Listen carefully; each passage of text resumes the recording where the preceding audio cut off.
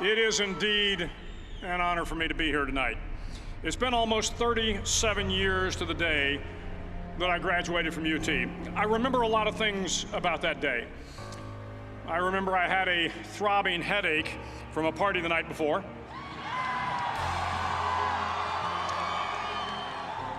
I remember I had a serious girlfriend who I later married.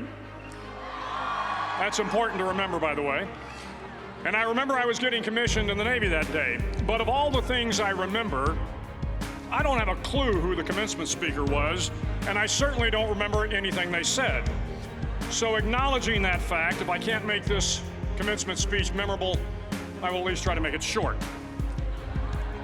So the university's slogan is, "What starts here changes the world." Well, I've got to admit, I kind of like it. What starts here changes the world. Tonight, there are almost 8,000 students, or there are more than 8,000 students, graduated from UT. So that great paragon of analytical rigor, Ask.com, says that the average American will meet 10,000 people in their lifetime. 10,000 people, that's a lot of folks. But if every one of you changed the lives of just 10 people, and each one of those people changed the lives of another 10 people, and another 10, then in 5 generations, 125 years, the class of 2014 will have changed the lives of 800 million people. 800 million people. Think about it. Over twice the population of the United States. Go one more generation, and you can change the entire population of the world, 8 billion people. If you think it's hard to change the lives of 10 people, change their lives forever, you're wrong. I saw it happen every day in Iraq and Afghanistan. A young Army officer makes a decision to go left instead of right down a road in Baghdad, and the 10 soldiers with him are saved from a close-in ambush. In Kandahar province, Afghanistan, a non-commissioned officer from the female engagement team senses that something isn't right and directs the infantry platoon away from a 500-pound IED, saving the lives of a dozen soldiers. But if you think about it, not only were those soldiers saved by the decisions of one person, but their children were saved, and their children's children. Generations were saved by one decision, one person.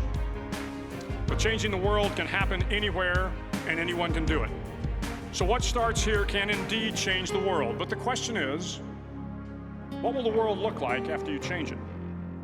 Well, I'm confident that it will look much, much better. But if you'll humor this old sailor for just a moment, I have a few suggestions that may help you on your way to a better world. And while these lessons were learned during my time in the military, I can assure you that it matters not whether you ever served a day in uniform. It matters not your gender, your ethnic or religious background, your orientation, or your social status. Our struggles in this world are similar, and the lessons to overcome those struggles and to move forward, changing ourselves and changing the world around us, will apply equally to all. I've been a Navy SEAL for 36 years, but it all began when I left UT for basic SEAL training in Coronado, California. Basic SEAL training is 6 months of long, torturous runs in the soft sand, midnight swims in the cold water off San Diego, obstacle courses, unending calisthenics, days without sleep, and always being cold, wet, and miserable. It is 6 months of being constantly harassed by professionally trained warriors who seek to find the weak of mind and body and eliminate them from ever becoming a Navy SEAL. But the training also seeks to find those students who can lead in an environment of constant stress, chaos, failure, and hardships. To me, basic SEAL training was a lifetime of challenges crammed into 6 months. So here are the 10 lessons I learned from basic SEAL training that hopefully will be of value to you as you move forward in life. Every morning in SEAL training, my instructors, who at the time were all Vietnam veterans, would show up in my barracks room, and the first thing they'd do was inspect my bed. If you did it right, the corners would be square, the covers would be pulled tight, the pillow centered just under the headboard, and the extra blanket folded neatly at the foot of the rack. It was a simple task, mundane at best, but every morning we were required to make our bed to perfection. It seemed a little ridiculous at the time, particularly in light of the fact that we were aspiring to be real warriors, tough, battle-hardened SEALs. But the wisdom of this simple act has been proven to me many times over. If you make your bed every morning, you will have accomplished the first task of the day. It will give you a small sense of pride, and it will encourage you to do another task, and another, and another. And by the end of the day, that one task completed will have turned into many tasks completed. Making your bed will also reinforce the fact that the little things in life matter. If you can't do the little things right, you'll never be able to do the big things right. And if by chance you have a miserable day, you will come home to a bed that is made, that you made. And a made bed gives you encouragement that tomorrow will be better. So if you want to change the world, start off by making your bed. During SEAL training, the students are all broken down into boat crews. Each crew is 7 students, 3 on each side of a small rubber boat, and 1 coxswain to help guide the dinghy. Every day, your boat crew forms up on the beach and is instructed to get through the surf zone and paddle several miles down the coast. In the winter, the surf off San Diego can get to be 8 to 10 feet high, and it is exceedingly difficult to paddle through the plunging surf unless everyone digs in. Every paddle must be synchronized to the stroke count of the coxswain. Everyone must exert equal effort, or the boat will turn against the wave and be unceremoniously dumped back on the beach. For the boat to make it to its destination, everyone must paddle. You can't change the world alone. You will need some help. And to truly get from your starting point to your destination takes friends, colleagues, the goodwill of strangers, and a strong coxswain to guide you. If you want to change the world, find someone to help you paddle. Over a few weeks of difficult training, my SEAL class, which started with 150 men, was down to just 42. There were now 6 boat crews of 7 men each. I was in the boat with the tall guys, but the best boat crew we had was made up of the little guys, the Munchkin crew, we called them. No one was over 5'5". The Munchkin boat crew had 1 American Indian, 1 African American, 1 Polish American, 1 Greek American, 1 Italian American, and 2 tough kids from the Midwest. They out-paddled, outran, and outswam all the other boat crews. The big men in the other boat crews would always make good-natured fun of the tiny little flippers the Munchkins put on their tiny little feet prior to every swim. But somehow these little guys from every corner of the nation and the world always had the last laugh, swimming faster than everyone and reaching the shore long before the rest of us. SEAL training was a great equalizer. Nothing mattered but your will to succeed, not your color, not your ethnic background, not your education, not your social status. If you want to change the world, measure a person by the size of their heart, not by the size of their flippers.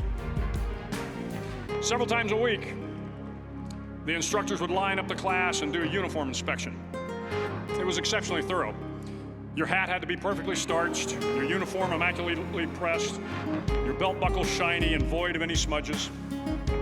But it seemed that no matter how much effort you put into starching your hat or pressing your uniform or polishing your belt buckle, it just wasn't good enough. The instructors would find something wrong. For failing the uniform inspection, the student had to run, fully clothed, into the surf zone. Then wet from head to toe, roll around on the beach until every part of your body was covered with sand. The effect was known as sugar cookie. You stayed in the uniform the rest of the day, cold, wet, and sandy. There were many a student who just couldn't accept the fact that all their efforts were in vain, that no matter how hard they tried to get the uniform right, it went unappreciated. Those students didn't make it through training. Those students didn't understand the purpose of the drill. You were never going to succeed. You were never going to have a perfect uniform. The instructors weren't going to allow it. Sometimes, no matter how well you prepare or how well you perform, you still end up as a sugar cookie. It's just the way life is sometimes. If you want to change the world, get over being a sugar cookie and keep moving forward. Every day during training, you were challenged with multiple physical events: long runs, long swims, obstacle courses, hours of calisthenics, something designed to test your mettle. Every event had standards, times you had to meet. If you failed to meet those times, those standards, your name was posted on a list, and at the end of the day, those on the list were invited to a circus. A circus was 2 hours of additional calisthenics, designed to wear you down, to break your spirit, to force you to quit. No one wanted a circus. A circus meant that for that day, you didn't measure up. A circus meant more fatigue, and more fatigue meant that the following day would be more difficult, and more circuses were likely. But at some time during SEAL training, everyone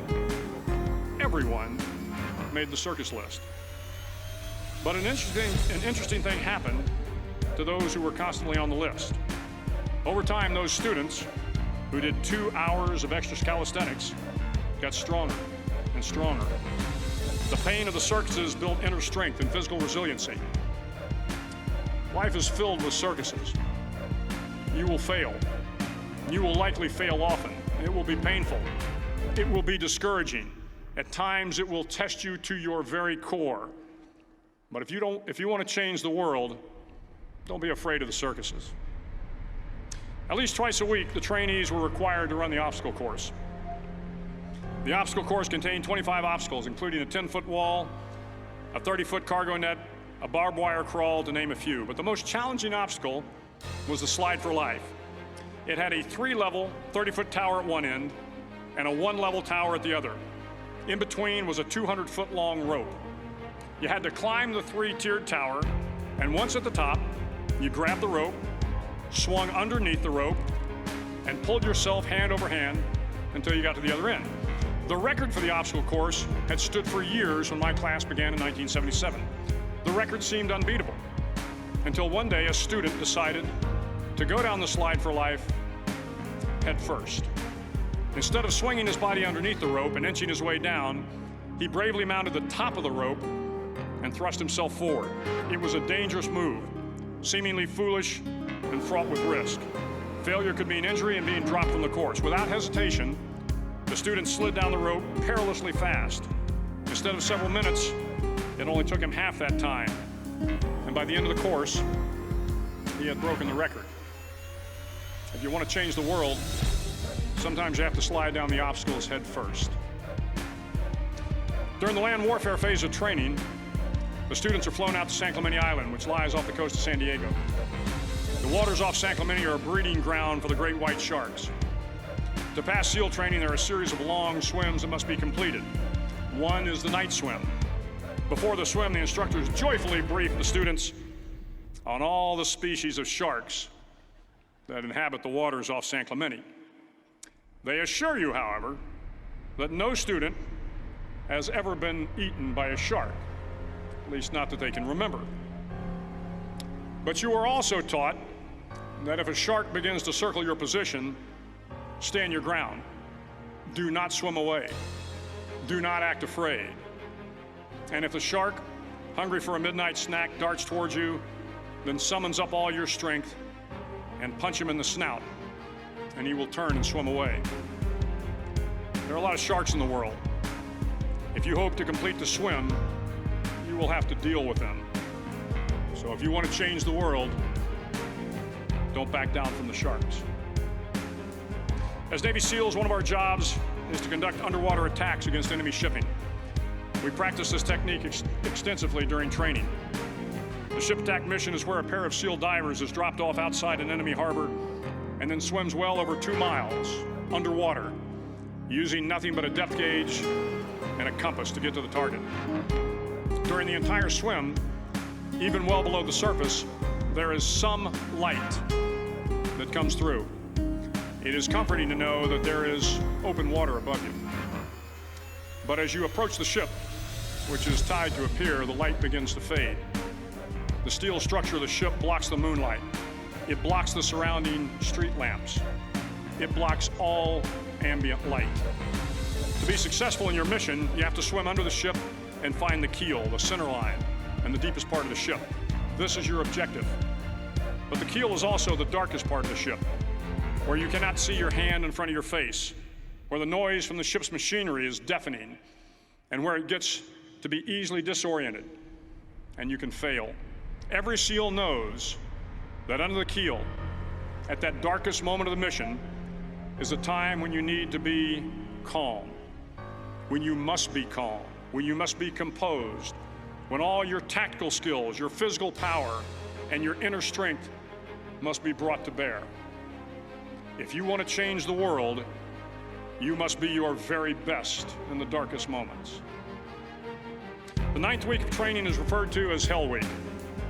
It is 6 days of no sleep, constant physical and mental harassment, and one special day at the Mud Flats. The Mud Flats are an area between San Diego and Tijuana where the water runs off and creates the Tijuana Sloughs, a swampy patch of terrain where the mud will engulf you. It is on Wednesday of Hell Week that you paddle down to the Mud Flats and spend the next 15 hours trying to survive this freezing cold, the howling wind, and the incessant pressure to quit from the instructors. As the sun began to set that Wednesday evening, my training class, having committed some egregious infraction of the rules, was ordered into the mud. The mud consumed each man till there was nothing visible but our heads. The instructors told us we could leave the mud if only 5 men would quit. Only 5 men, just 5 men, and we could get out of the oppressive cold. Looking around the mud flat, it was apparent that some students were about to give up. It was still over 8 hours till the sun came up. 8 more hours of bone-chilling cold. The chattering teeth and the shivering moans of the trainees were so loud, it was hard to hear anything. And then one voice began to echo through the night. One voice raised in song. The song was terribly out of tune, but sung with great enthusiasm.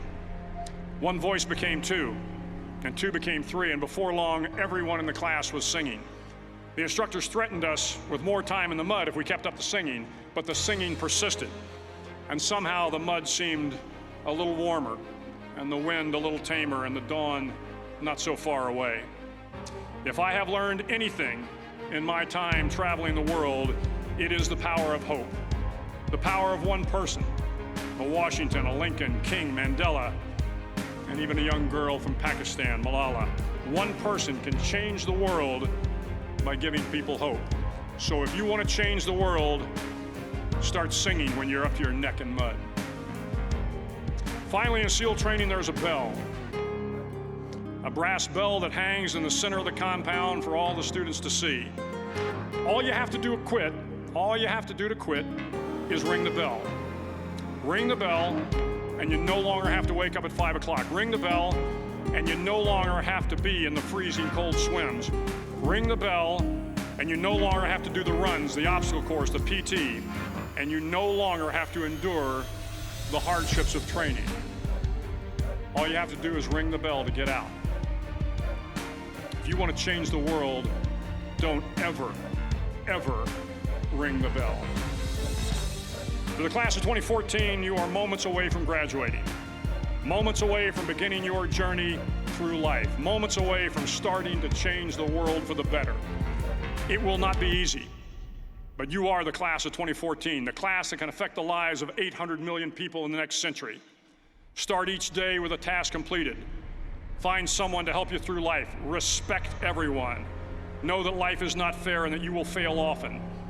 But if you take some risks, step up when the times are the toughest, face down the bullies, lift up the downtrodden, and never, ever give up. If you do these things, the next generation and the generations that follow will live in a world far better than the one we have today. And what started here will indeed have changed the world for the better. Thank you very much. Hook 'em horns.